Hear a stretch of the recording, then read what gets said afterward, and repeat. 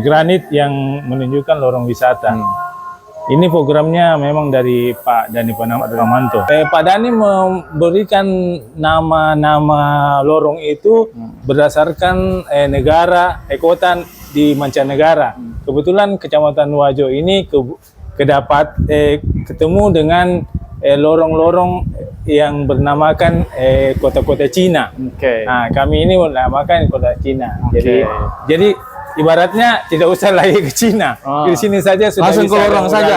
Oke. Nah, jadi kami itu diwajibkan menanam tanaman toga. Ini toga semua contohnya ada obat-obatan.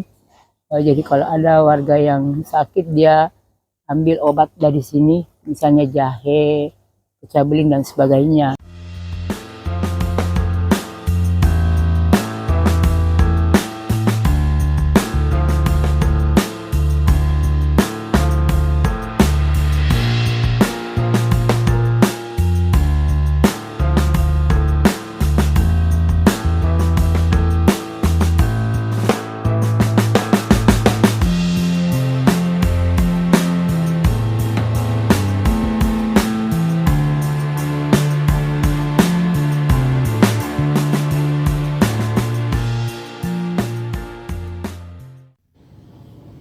Lorong wisata atau Longwis merupakan salah satu program unggulan Pemkot Makassar di bawah kepemimpinan Dhani Pramanto. Saat ini, Pemkot Makassar berhasil membangun 2077 Longwis yang tersebar di 14 kecamatan. Nama saya Husna. Saya kebetulan saat ini RW di daerah ini. Alamat lorong saya, Lorong Wisata Melati Ginceng. Alamat Jalan Kodingareng, Lorong 188, RT 02, RT 01, RW 4, Kelurahan Mampu, Kecamatan Wajo.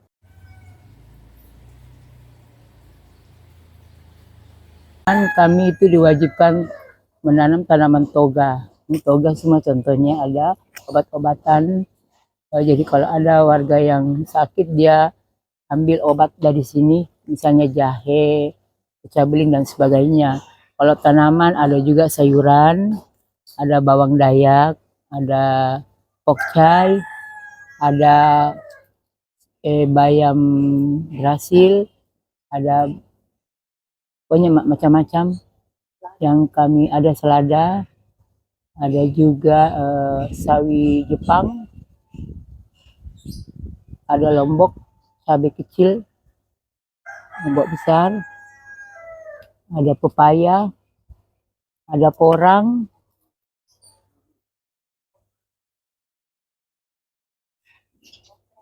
ada okra, dan ada lagi selain tanaman lain, ada juga ikan hias, ada juga lobster tawar. Kami kembangkan karena ini lahannya sangat terbatas. Jadi kami ini di bawah-bawah ini kami bikin kolam dari plastik. Di atasnya kami tanam tanaman.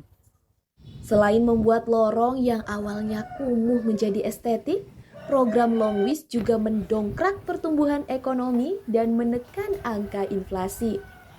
Kalau beli sayur ya warga, karena setiap hari konsumsi sayur dia beli juga. Cuma kalau banyak kami panen, biasanya kami panen selada. Seladanya itu dari hidroponik, bantuan dari Ketapang. Kebetulan beliau dari Pak Resa yang memberi bantuan. Jadi kami tanam selada itu kira-kira ada juga kami tanam, kami jual dengan vendornya. Ada juga kami beri-beri sama warga sekitar. Supaya dia juga menikmati bahwa ternyata tanaman hidroponik selada itu sangat menyehatkan untuk dikonsumsi. Dhani mengaku masih akan terus mengembangkan potensi lorong wisata dan menargetkan setiap lorong bisa menanam 1000 pot atau polybag cabai dan bawang. Sebelum ada lorong wisata, sebenarnya memang lorong ini memang ada tanaman, tapi tidak sebanyak dulu. Kami cuma tanaman hias, toga, Tapi sekarang kami diwajibkan tanam tanaman sayur, tanaman-tanaman yang bisa dikonsumsi kayak anggur itu. Jadi lebih banyak lagi tanamannya daripada yang lalu. Terbukti, pertumbuhan ekonomi Kota Makassar meningkat dari 4,47% menjadi 5,40%. Harapan saya sangat senang sekali karena warga bisa menikmati lorong jadi hijau, jadi bersih, jadi terang, ada juga lampu. Warga bisa menikmati bagaimana caranya menanam padi, menanam sayur. Selama ini dia cuma tahu beli aja, dia tidak tahu bagaimana caranya menanam. Warga sangat senang. Oh ternyata kami bisa juga jadi petani, tapi petani kota. Alhamdulillah program Pak Dani luar biasa, kepada dia perhatikan sekali lorong utama Longwis. Jadi harapan saya semoga lorong ini banyak lagi dikembangkan tanaman-tanaman yang lebih bernilai ekonomis. Ya semoga masyarakat lebih respon, lebih senang bahwa ada ternyata wali kotanya luar biasa memberi dampak dari menanam itu. Dia bisa konsumsi, dia juga menjual. Karena baru-baru ini Pak, saya menjual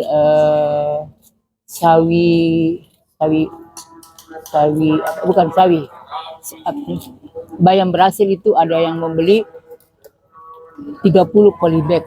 Satu polybag dia beli itu 20.000. Bayangkan nih kalau 20.000 kali 30. Jadi warga semua antusias. Wah, nanti kita tanam lagi. Mudah-mudahan Pak Dani lagi menyuruh kami menanam tanaman-tanaman yang bisa kami jual, kami juga bisa konsumsi. Luar biasa wali kotaku. Longwis yang digagas Dani ini berhasil memberdayakan masyarakat dan memperkuat ketahanan pangan. Ya, rekan-rekan sekalian, kami dari tim Makassar Bicara ID sekarang berada di Lorong Jinceng dan sekarang bersama dengan Bapak siapa Pak? Pak Lukman. Pak Lukman sebagai Dewang Lorong di lorong ini. Baiklah teman-teman, kita akan kasih kesempatan beliau untuk menjelaskan berbagai item yang ada di lorong ini. Mungkin bisa Pak mulai. Ya, terima kasih atas kesempatan yang diberikan kepada kami. Saya Dewan Lorong ingin menggait wisatawan yang ada lewat di sini. Jadi pertama-tama kalau masuk di lorong wisata itu kita ada namanya scan barcode-nya. Ini barcode ini sudah standar daripada lorong wisata. Ini isinya barcode apa saja Pak? Nah, di sinilah kalau kita scan barcode di sini akan nampak potensi lorong itu sesuatunya. Jadi dari sebelum datang sudah tahu bahwa lorong wisata Jinceng itu apa-apa aja yang ada di dalam itu. Nah, disuguhkan dulu dengan mural-mural, ya, mural-mural dari sebelah kanan dan sebelah kiri. Kalau sebelah kanan ini bergambarkan adat istiadat dan etnis yang ada di lorong wisata ini.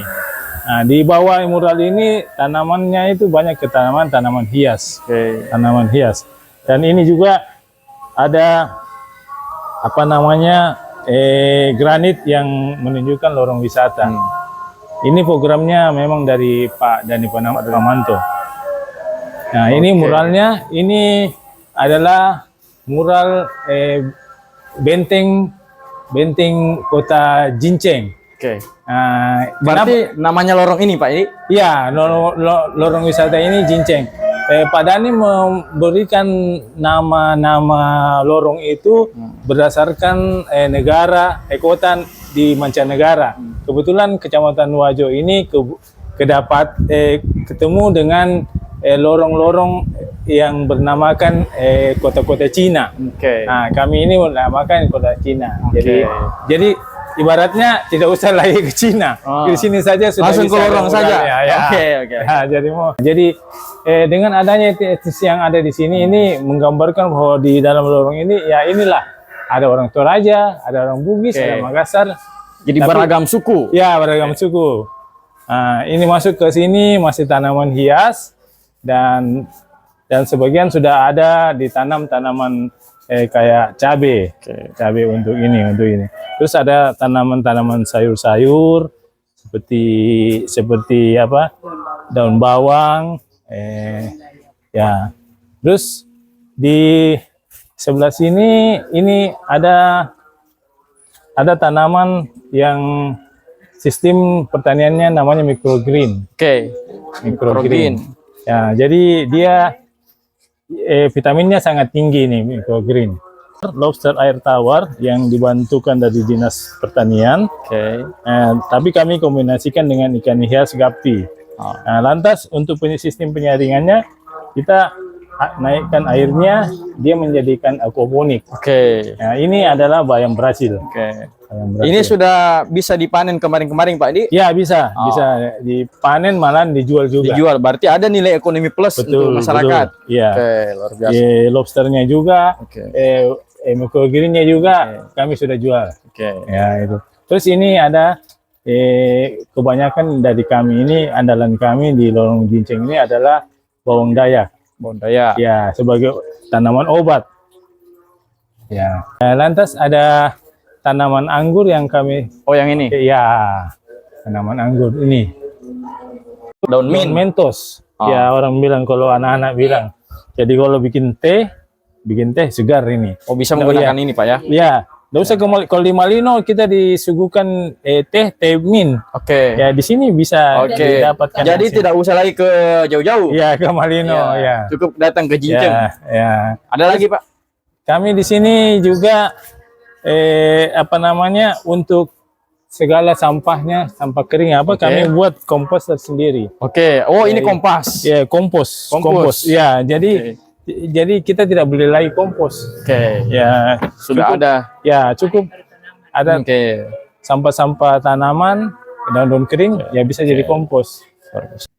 Program yang telah dikembangkan Dani mulai periode pertamanya itu juga mengantarkan Pemkot Makassar memperoleh beberapa penghargaan bergengsi.